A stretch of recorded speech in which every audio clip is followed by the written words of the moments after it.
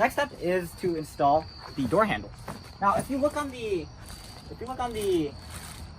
door itself, you actually see that it doesn't have any holes in it. And the reason why is because this, like I said before, this is supposed to be a reversible kit, which means that if it opens from the left side, then the latch would be on the right side. You don't want to have holes pre-drilled because then it would look kind of weird.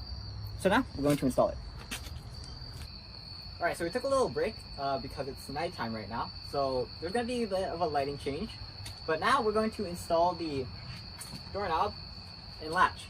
Now, in order to install this, we need to install them through holes in the door, which unfortunately don't come pre-drilled because it's supposed to be reversible.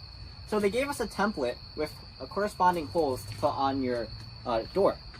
Now, these holes actually are different diameters, 7/16 of an inch and 5/8 of an inch.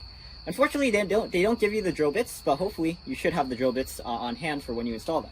And basically what's supposed to happen is you're supposed to drill the holes through the door, and then first of all, you want to mark the center of the door, which you'll find in the instructions where the center of your door is. As you can see, we have Sharpie in the center of our door, and then we want to line up the guide with it. We want to drill the hole, and then we want to take our doorknob, and then we want to put it on the holes. After this, you're going to take the latch for the inside, and then you're going to put it on this inner hole. And then on these bottom two holes are for the deadbolt. So that's the general guide. And then after that, what's going to happen is you're going to put some striker plates on the front of here, so that basically when you close the door, this knob right here gets caught on that plate, so it prevents it from opening. Alright, so let's do it. Like I said, the instructions tell you where the center line of your door is based on your height.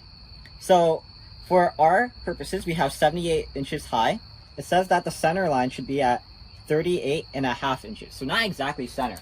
But you want to take your measuring tape and you want to measure from the top of the door. Top is important. And then to 38.5, which you can see, we actually have marked on the tape. And then if we line it up, this is kind of jagged.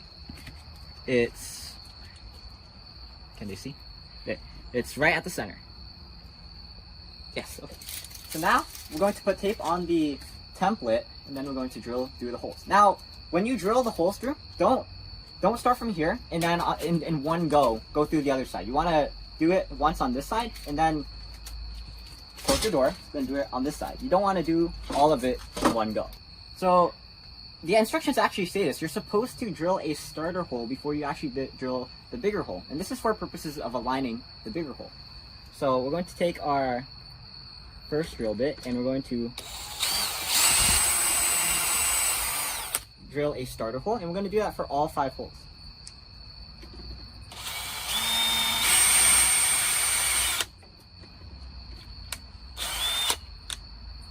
Make sure it's centered.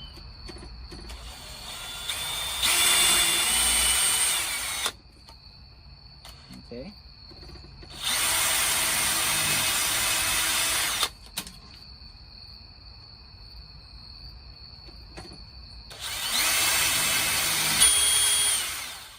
Okay. So now we're going to take the bigger drill bits and then go through each hole. Alright, so we've carved out the holes, or I mean drilled out the holes for the latch and the deadbolt. Now, we didn't have a drill bit that was large enough, a 5/8 inch drill bit for this big hole. So instead of buying it, we decided to go with using a socket extension, putting it in here, nope, wrong way, this way, and then knocking it out with a hammer. And since we already did that, I'm not going to further damage it. But you get the meaning. Basically, you try to be creative and use whatever tools you have at your disposal in order to do things that might require you to buy something else. Anyway, what you want to do now is you want to test if you want to take this handle and it has a bar attached. You want to put it on its, on this other piece, I don't know what to call it. And make sure that it's aligned so that this nub right here goes into this cutout right here. It should line up just like that. And now what you want to do is you want to see if the bar goes through the big hole and is able to rotate without friction or without being blocked. And as you can see, it should work perfectly. And now what we're going to do is we're going to take the other side of the doorknob. This one is on the outside, and this one is on the interior. So what we're going to do is we're going to take the outside one, and we're going to take these 4 pegs, and we're going to align them with these holes.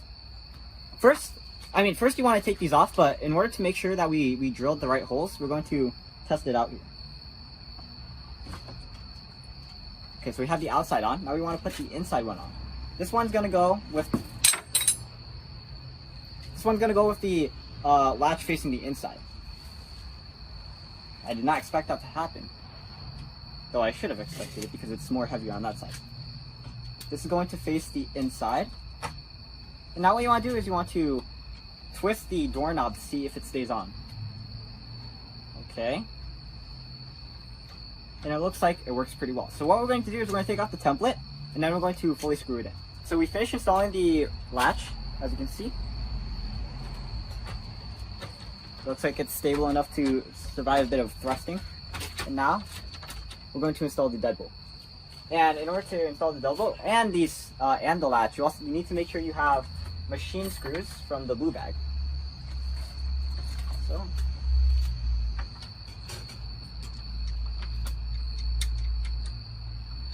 make sure that the actual deadbolt part of the deadbolt is facing towards the outside. So the next thing you want to do is you're actually going to notice that when you pull on the latch, it comes out. So what you want to do is you want to take the hex tool that they provide with you, and you want to tighten it.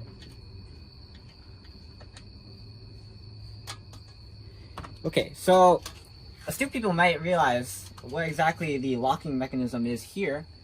And the locking mechanism, as I said, is actually, I need to make sure I don't block the light, is right here. It's this little nub right here that's spring-loaded. And basically what we're going to do is we're going to take this L-shaped bracket, and we're going to put it in front of the latch. So basically it prevents the door from coming out when you pull on it, after we have secured this plate, after all. And because it looks like this isn't enough distance in order to completely block the door, we're going to add some striker shims or striker plates under this L-shaped bracket. And basically, it is not all the ones that you need, but it's just in case. And basically, this is going to be enough to stop the door from going out. Alright, so we have 3 shimmies on it, and when we close the door, you can see that it fits. It blocks it really well. However, this is too tight of a fit because when we push the latch, we have to put a considerable amount of force to pushing it out. So that means we have to take at least 1 more shimmy out. I think 1 is going to do it. So let's do it. It's a good thing that this is adjustable, not only in width, but also in depth, so that you're able to make sure that's not too tight. So now, let's change it. I think I just blinded myself with that light. Alright, so we tested the door, and we have 1 shimmy on it, and as you can see, it works pretty well. Now, the thing we're going for is to make sure that when you open this, it doesn't rub against the metal. So that's our preference. You can go with your own preference if you prefer. And as for the deadbolt, so it's supposed to also use another metal bracket.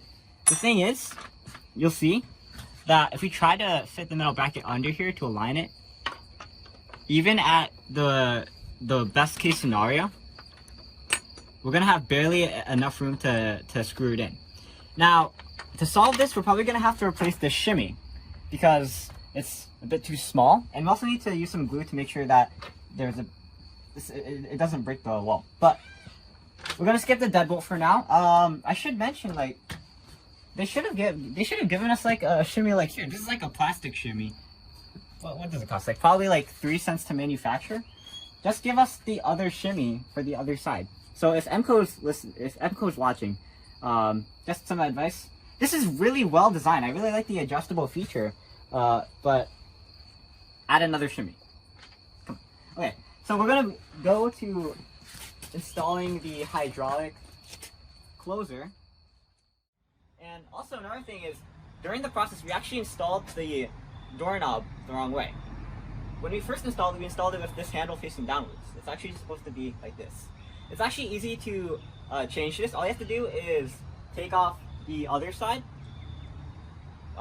change the orientation, and then put the other side back on. You also have to make sure that you tighten the set screw that's on the outside of the doorknob. The set screw requires a really small hex screwdriver that they package with it. So you should be able to find it, and I'll leave it to you. But I'm Aiman, and thanks for watching. Please like and comment, subscribe, and look at other videos on EyeOnAiman, especially the assembly videos and the DIY videos, because we have a ton of those on our channel, and they're really fun to do. One in particular you should check out is this one that we did on assembling a cabinet. That was fun. So go check that out, and I'll see you there. But for now, I'm Aiman, this is Burton, and signing out. Peace.